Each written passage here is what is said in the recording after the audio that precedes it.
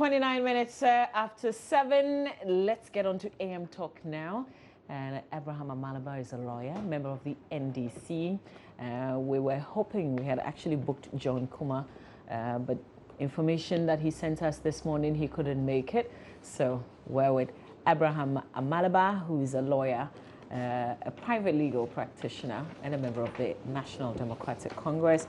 Good morning to you. Good morning to you. How you doing? We're virtually going to have one-on-one, isn't it? Yes, one-on-one. Yeah. But a conversation with you any day is interesting, so Let's I'm hope not so. worried. I'm Let's not hope worried so. at all. Let's hope I'm able to sustain your interest. Do you still visit your village? Oh, yes. Yeah. Over the Christmas festivities, I was there. I was in the Upper East Region. I was in Bolga. So I still keep in touch. Okay. You still want to run? That is too early. It's too early to say. There are a number of things I'm doing now, trying to see how I can help the opposition party, NDC, to come back to power.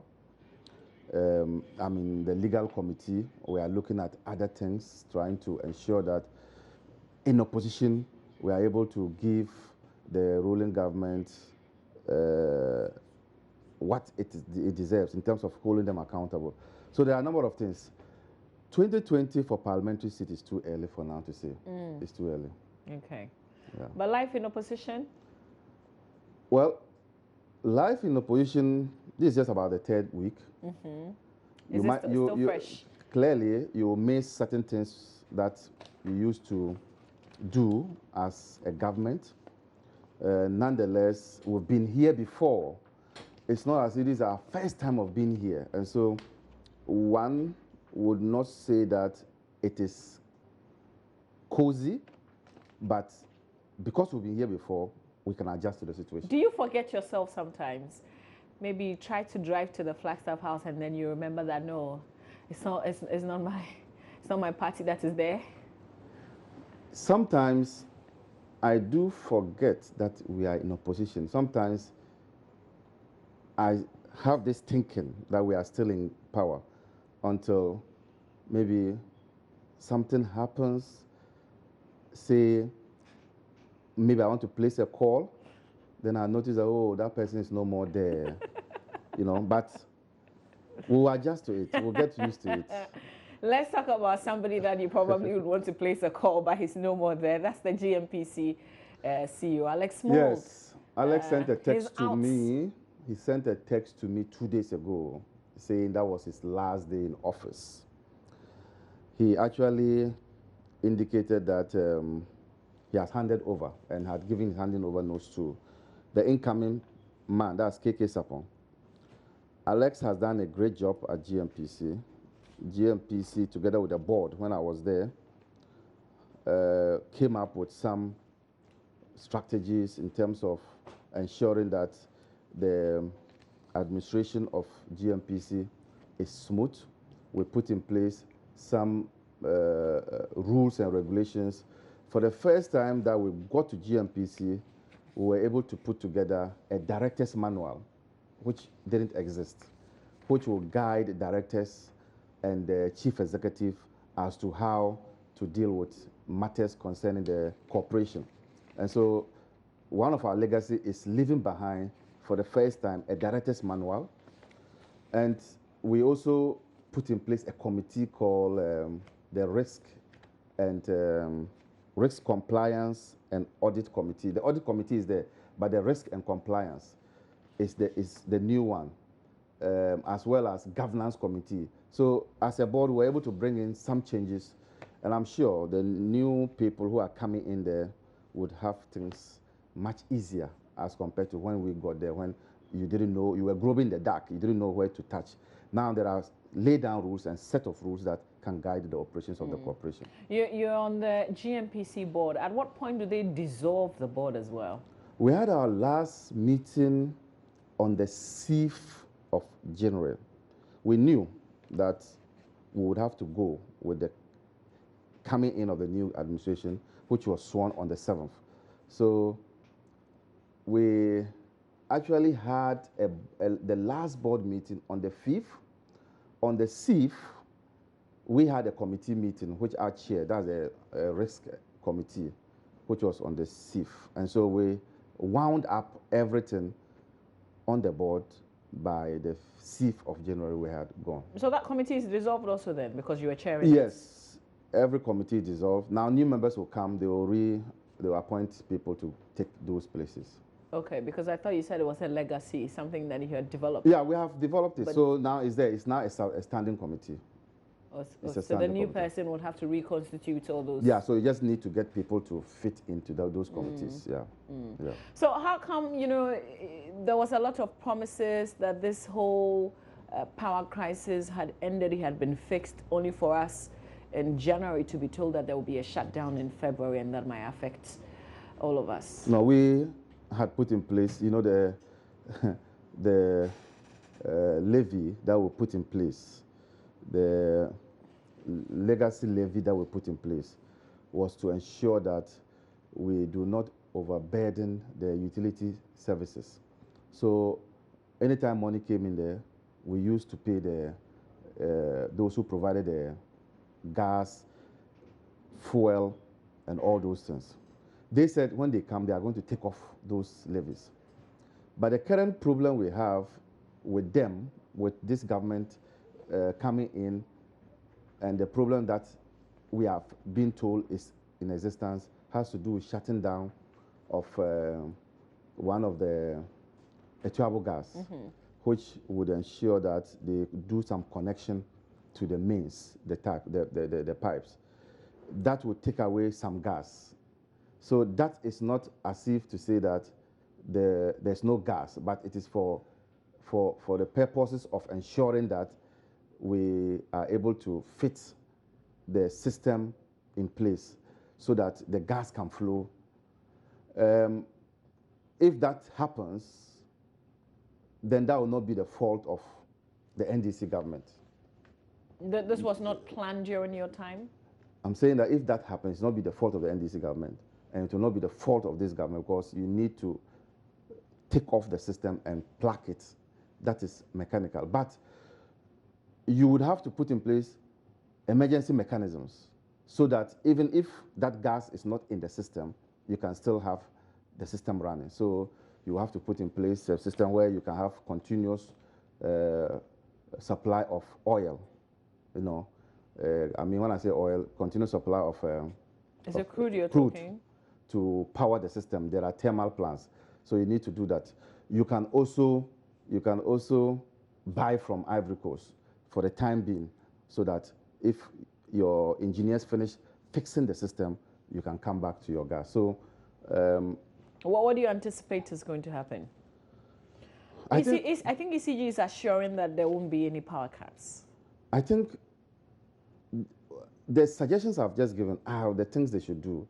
They should procure more crude, and then also they should consider buying from Ivory Coast if there's need for it. That's what we can do to sustain the system. Else, we'll have to plunge back into dumsor, which is not something. But did the NDC administration fix the situation as you said you were going to, as the president had assured before? If we hadn't fixed it, you would have seen lights off. If we hadn't fixed it. So let anybody who says that we have not fixed it, now fix it. Let anybody who says that we have not fixed it, now fix it. We've selected people to come to power. But I thought that you'll be 100% sure that you have fixed it. We have fixed it. But to say that if anybody says that we haven't fixed it, maybe we should fix it. If there's mischief, since last year, December, last 2 years, December, we have enjoyed this system of constant power supply till today. And so if people are still talking about we've not fixed it, so how are we sustaining the system? How come that the system is working? But I'm saying that maybe there are some people who think that we've not done enough. Yes, they are in power. Let them do what they think is enough. Let them fix it. Wow. You know, the MPA boss, Moses Asaga, also left office, and there's a replacement, Alhaji Haruna now. we're told, who will be occupying that position. What do you think about all these new people coming in to occupy these positions? I don't know, but these institutions, are they not supposed to be on their own? Should they be, should we begin to be amending something here? I'm sure we should be amending certain things.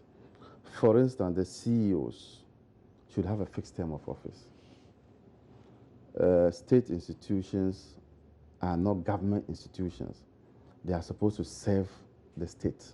And so I am of the view that if we can find a way of making these state institutions, particularly their chief executives, have a fixed term of office, so that it doesn't matter which government comes in, if his tenure of office must run into that government's term and then complete it, so be it, before the new government.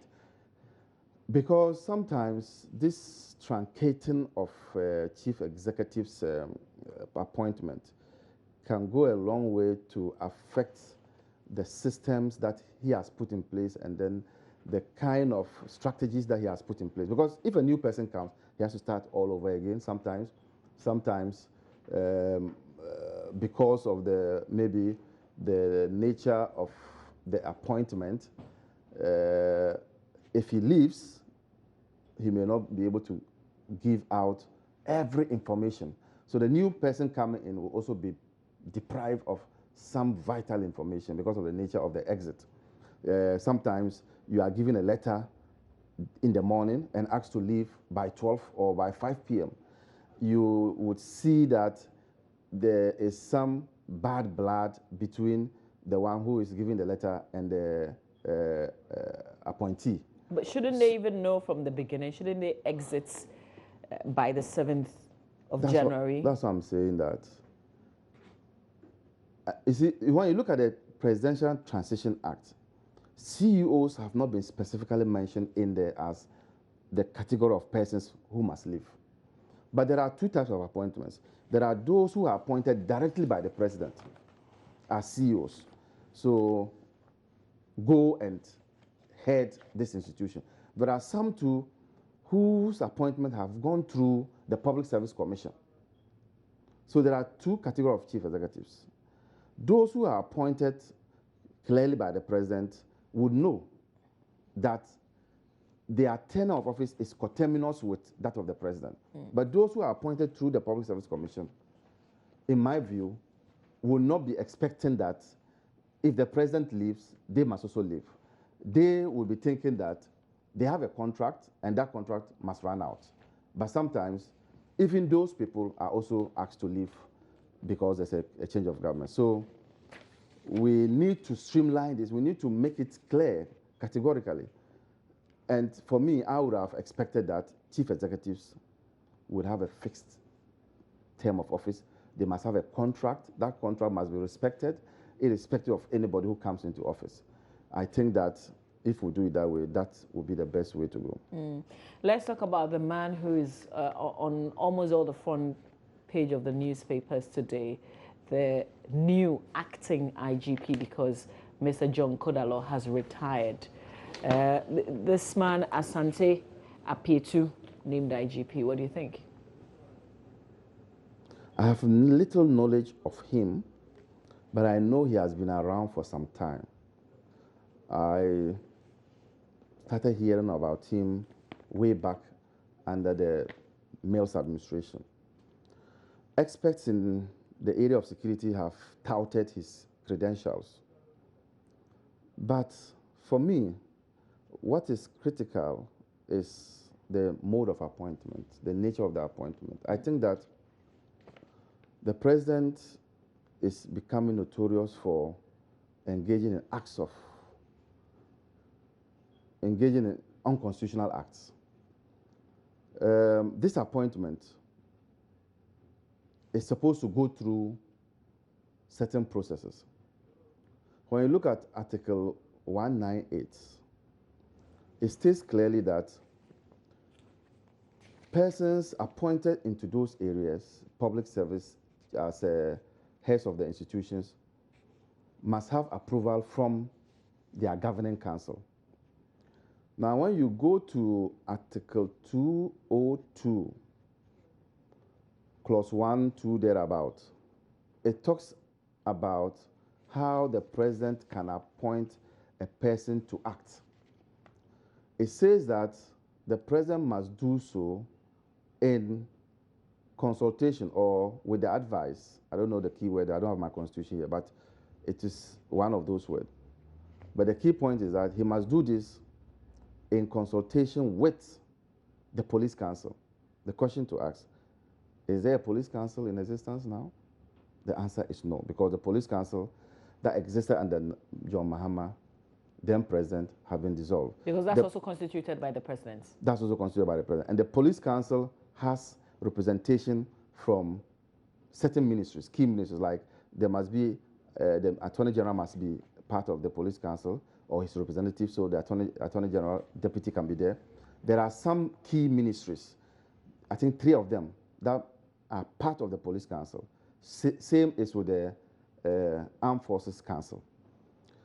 You have key ministers. At the moment, we don't have ministers. So the council will not be complete without those ministers, even if they are there. And so to appoint him as acting without consulting the governing council, which is the police council, for me, is unconstitutional. Indeed, a similar thing happened under former President Mills, the late former President Mills. The president at the time appointed acting IGPs, and no less a person than the man who is today the executive secretary of the current president, took a swipe at the president at the time, that's Professor Mills, and said that the appointments were unconstitutional. He indicated that President Mills did not follow through the process. Today, he is the executive secretary, working closely with the president. And what advice did he give to the president on this same appointment? And I'm talking about Nana Asante-Bediatu. If you check, you will see it there that he took a swipe. In fact, it was at a dialogue organized by CTFM and some other institutions, where he, as a constitutional law expert, indicated that Professor Mills had gone wrong by doing those appointments without consulting the police council. So for me... So the president has no constitutional right to appoint an acting IGP in the absence of a police council? Without consulting the police council. And I have, if you let me read this information here. Nana Asante-Bediatu was speaking, and that is... What source? What's your source? You go to CTFM online, you'll get it. I think you may have to go back to okay, that, but at least you're day. On CTFM online. Yeah. Okay. So this is what Nana Asante-Bediatu said of those appointments. Nana Asante-Bediatu, a legal and constitutional expert of Ampem Chambers, has categorically described President John Evans Atta Mills' appointment of the acting Inspector General of Police and Chief of Defense Staff as clear violation of Article 195 of the Constitution. You see, he was speaking at a symposium organized by Dankwa Institute in partnership with the CTFM on the first day of the first 100 days of Mills' administration. And this is the same thing that has happened. So I think that we should be doing the right things. We should be... But so if this is wrong, I mean, all of you were there, and the late Professor Mills then made a wrong move, and you were there. How do you mean we were there? As in all the legal brains, if you're referring to Nana Asante-Bediatu and saying that he's there, very close to the president, and he, the same person who condemned an action, is also doing the same thing. So if it's wrong... I did not condemn... Did you consider it wrong then? I did not avert my mind to this provision at the time. He averted his mind to it. He brought it up. Nobody, for instance, I did not go against what he said. When I saw it, I think he was right. But he being the person raising the issue at the time, and who is now the chief executive secretary of the president, should not allow the president to do a similar thing. And I think that this must be told. It's wrong. And so what does it mean to the appointments of the person who is the new IGP? So it means that really it's null and void, his appointments.